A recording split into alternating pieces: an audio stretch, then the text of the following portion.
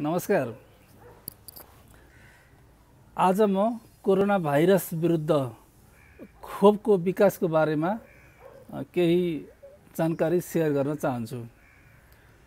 Corona संक्रमणको महामारी विश्वमा फैलिएको 6 महिना पुगिसकेको छ। यसको कुनै ठोस औषधि अहिलेसम्म पत्ता लागेको छैन र यसको खोप निर्माणको लागि संसारका करिब 150 वटा चाहिँ ल्याबमा रात दिन काम भइरहेको छ।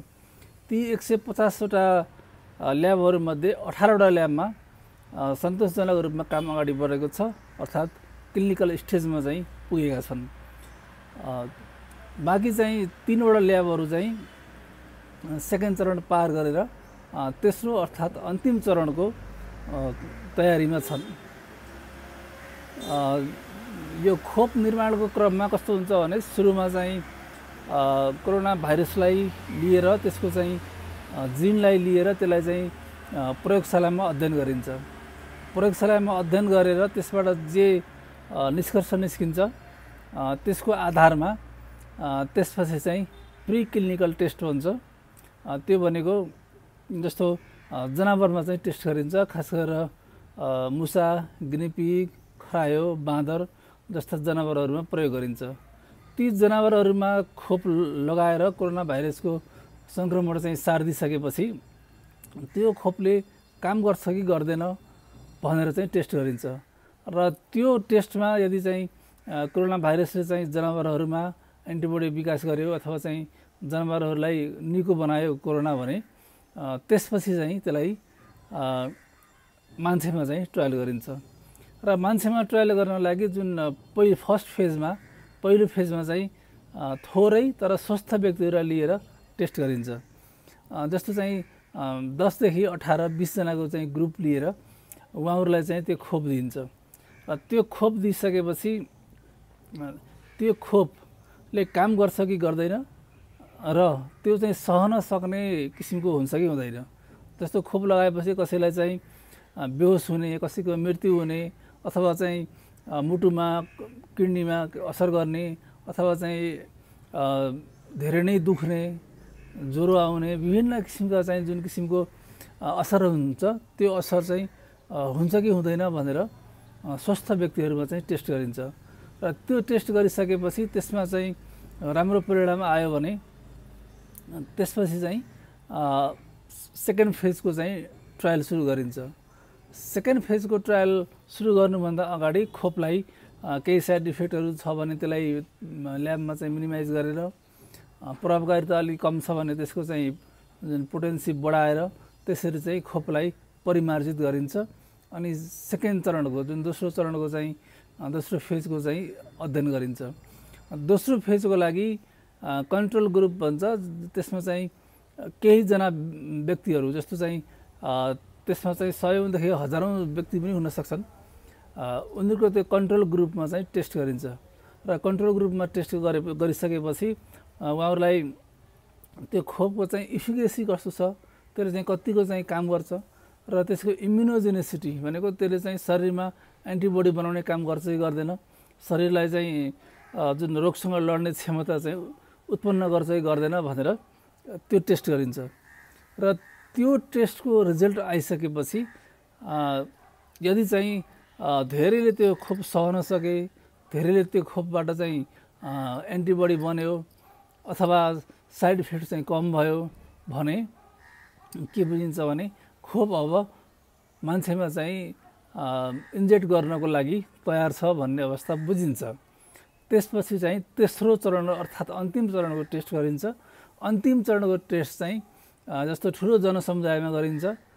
उदाहरणको लागि जस्तो अहिले अक्सफोर्ड युनिभर्सिटीले जुन हिजो द ल्यान्सेट भन्ने चाहिँ जर्नलमा उसको पब्लिकेसन चाहिँ निकालेको छ, त्यो पब्लिकेसन अनुसार जस्तो चाहिँ यो खोपको सेकेन्ड फेजको ट्रायल गर्दाखेरि 90% मान्छेहरूमा सिंगल डोजले चाहिँ एन्टिबडी बनायो भने 10% मान्छेहरूलाई डबल डोज दिनु पर्यो एन्टिबडी बन्नको लागि।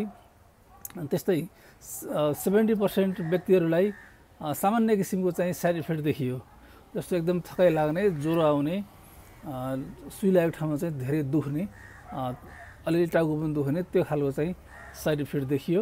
र त्यस्तो गम्भीर खालको कुनै पनि साइड इफेक्ट देखिएन। अब चाहिँ अक्सफोर्ड युनिभर्सिटीले तेस्रो चरणको लागि उसले चाहिँ जस्तो अलि ठुलो जनसमुदायमा गर्दैछ, जस्तै चाहिँ युके को 10,000 जना, यता चाहिँ अमेरिकाको 20,000 जना, त्यस्तै चाहिँ साउथ अफ्रिकाको 2,000 जना र ब्राजिलको 5,000 जना, यतिमा चाहिँ तेस्रो चरणको चाहिँ परीक्षण गर्दैछ। र यो विभिन्न समुदायमा किन गर्नु पर्यो भने खोपले जस्तो चाहिँ भौगोलिक रूपमा, लैङ्गिक रूपमा, क्षेत्रीय रूपमा, त्यस्तै चाहिँ रहनसहन परम्पराको विविधता त्यो रूपमा र अनेक दृष्टिकोणबाट चाहिँ खोपले चाहिँ काम गर्छ कि गर्दैन भनेर विभिन्न देशहरूमा चाहिँ ट्रायल गरिन्छ। यसरी ट्रायल गरिसकेपछि जब परिणाम आउँछ त्यसपछि खोप चाहिँ सुरक्षित छ, यसको चाहिँ पार्श्व प्रभाव त्यस्तो केही पनि छैन र यसले इम्युनिटी पावर चाहिँ गेन गर्छ भने जब प्रमाणित हुन्छ, त्यो प्रमाणित भइसकेपछि खोप चाहिँ को चाहिँ जुन टेस्ट गर्ने अर्थात् परीक्षण गर्ने चरण चाहिँ सकिन्छ। त्यो सकिएपछि त्यसपछि केही चाहिँ कानुनी, प्रशासनिक, प्राविधिक प्रोसेसहरू मिलाएर त्यस्तै चाहिँ स्वीकृति लिनुपर्ने निकायहरूबाट स्वीकृति लिएपछि त्यसलाई चाहिँ बजारमा चाहिँ उपलब्ध गराइन्छ। र अक्सफोर्ड युनिभर्सिटीले सेप्टेम्बरसम्ममा उसले चाहिँ करिब 40 लाख डोज चाहिँ उसले चाहिँ उत्पादन गर्ने चाहिँ लक्ष्य लिएको छ।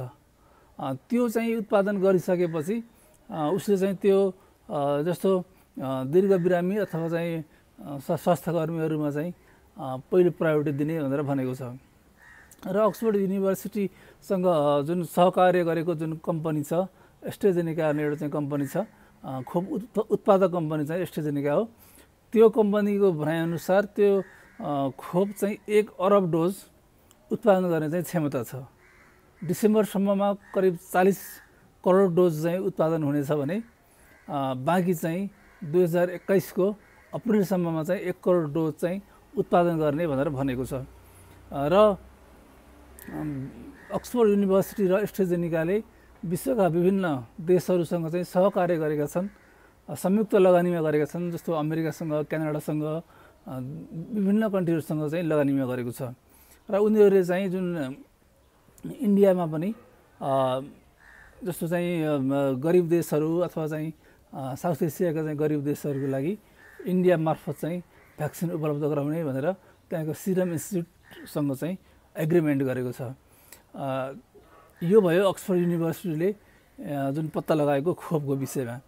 त्यस्तै चीनको क्यान्सिनो भन्ने जुन चाहिँ औषधि खोप उत्पादक कम्पनी छ, उक्त कम्पनीले पनि सेकेन्ड ट्रायलमा चाहिँ उसले पनि सफलता चाहिँ हासिल गरिसकेको छ र तेस्रो चरणको परीक्षणको लागि उसले चाहिँ तयारी गरेको छ र उसले चाहिँ आफ्नो खोप एकदम प्रभावकारी भएको चाहिँ उसले जनाएको छ। त्यस्तै अर्को भनेको अमेरिका र जर्मनीको संयुक्त प्रयासमा फाइजर भन्ने कम्पनी छ, त्यो फाइजरले चाहिँ भ्याक्सिन चाहिँ उत्पादन गर्नको लागि काम गरिरहेको छ र उसको चाहिँ सेकेन्ड फेजको ट्रायलको चाहिँ नतिजा आउन बाँकी छ। त्यस्तै अर्को चाहिँ अमेरिकाको मोडर्ना भन्ने जुन इन्स्टिट्युट छ, त्यसले चाहिँ पनि सेकेन्ड फेजको चाहिँ जुन ट्रायल गरेको थियो त्यसको चाहिँ परिणाम चाहिँ कुरेको छ। यसरी अहिले विश्वमा हेर्दाखेरि खास गरेर चाहिँ ब्रिटिसको अक्सफोर्ड युनिभर्सिटीको, चीनको क्यान्सिनो र त्यसपछि गएर चाहिँ अमेरिकाको चाहिँ मोडर्ना र अमेरिका र जर्मनीको चाहिँ फाइजर, यो 4वटा कम्पनीको चाहिँ सेकेन्ड फेजको ट्रायल चाहिँ सक्ने अवस्था आएको छ भने त्यस्तै रुसको सेरेनोभ युनिभर्सिटीले जुन खोपको चाहिँ ट्रायल गरेको छ उसको चाहिँ दोस्रो चरणको चाहिँ रिपोर्ट आउनलाई केही दिन लाग्नेछ। यसरी हेर्दाखेरि करिब 5वटा कम्पनीहरू अग्रस्थानमा देखिएका छन्। पहिलो चरणमा भने भारतदेखि लिएर विभिन्न देशहरू पहिलो चरणमा चाहिँ पुगेका छन्। यसरी हेर्दाखेरि के देखिन्छ भने WHO को चाहिँ भनाइ र ती कम्पनीहरूको भनाइ अध्ययन गर्दाखेरि जस्तो आगामी सेप्टेम्बरसम्म अथवा चाहिँ डिसेम्बरसम्म चाहिँ सीमित डोज उत्पादन हुन सक्छ, तर चाहिँ अप्रिलको चाहिँ 2021 अप्रिलसम्ममा विश्व बजारमा सजिलोसँग चाहिँ पहुँच हुने भनेर जनाइएको छ। त्यस्तै चाहिँ यसको मूल्यको कुरा गर्दा जस्तो अरू रिसर्चको त कुनै पनि मूल्य चाहिँ उल्लेख गरेको छैन, तर भारतमा जुन खोपको रिसर्च भएको छ, फर्स्ट फेज चाहिँ ट्रायल पास गरेको छ, उसले चाहिँ 1000 आइसीमा चाहिँ उपलब्ध गराउने भनेर चाहिँ जानकारी दिएको छ।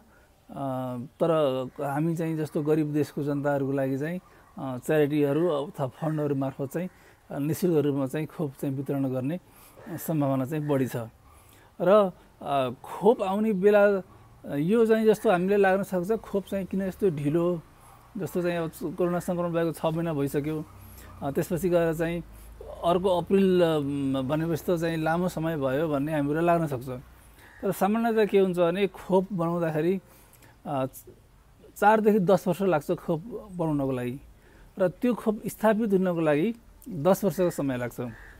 र अहिले चाहिँ विश्वमा महामारी फैलिएको, यसको चाहिँ कुनै पनि रोगको उपचार नभएको, यसले विश्वको अर्थतन्त्र चाहिँ तहस नहस गरेको र एउटा चाहिँ मानवीय अस्तित्वलाई नै खतरा चाहिँ उत्पन्न भएको हुँदा अहिले चाहिँ विश्वका विभिन्न ल्याबहरू जुन टेस्ट गरिरहेका छन् त्यो फास्ट ट्र्याकमा काम गरिरहेका छन्।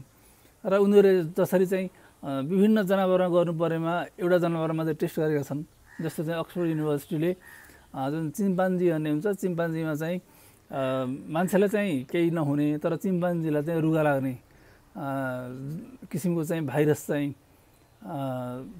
त्यो चिम्पान्जीमा रुगा लाग्ने जुन भाइरस छ, त्यो भाइरसमा चाहिँ कोरोना भाइरसको चाहिँ जेनेटिक कोड मिसाएर त्यसपछि चाहिँ भ्याक्सिन चाहिँ उत्पादन चाहिँ गरेको हो। भनेपछि अरू एनिमलमा चाहिँ ट्रायल चाहिँ गरेको छैन। भनेपछि यसरी चाहिँ फास्ट वेमा चाहिँ आइरहेको छ। त्यो हिसाबले गर्दाखेरि जस्तो चाहिँ अब कतिपय देशमा चाहिँ बाँदरमा मात्रै ट्रायल गरेका छन्, कतिपय देशमा चाहिँ खरायोमा ट्रायल गरेका छन्, कतिपय देशमा मुसमा ट्रायल गरेका छन्, तर चाहिँ विभिन्न जनावरमा चाहिँ अहिले ट्रायल गरेका छैनन्। त्यस्तै चाहिँ अब साइन्टिफिक जर्नलमा त्यो पब्लिस हुनुपर्ने कुराहरूलाई पनि साइन्टिफिक जर्नलले पनि क्युमा नराखेर यस्तो किसिमको अनुसन्धानलाई उनीहरूले चाहिँ तुरुन्तै चाहिँ अध्ययन गरेर पब्लिस गर्ने त्यो खालको चाहिँ वातावरण मिलाएका छन्। त्यस्तै चाहिँ नियामक निकायहरू र सरकारहरू जस्तो एफडिएहरू सबै चाहिँ यिनीहरूले छिटो चाहिँ काम गर्नको लागि सहजीकरण गरेका छन्। यसले गर्दाखेरि करिब चाहिँ कोरोना सङ्क्रमण फैलिएको 1 देखि 1.5 वर्षसम्ममा खोप चाहिँ आउनु भनेको त्यो खोपको चाहिँ आँखाबाट हेर्ने हो भने चाहिँ अत्यन्त छिटो आएको भनेर चाहिँ हामीले चाहिँ बुझ्नुपर्ने हुन्छ।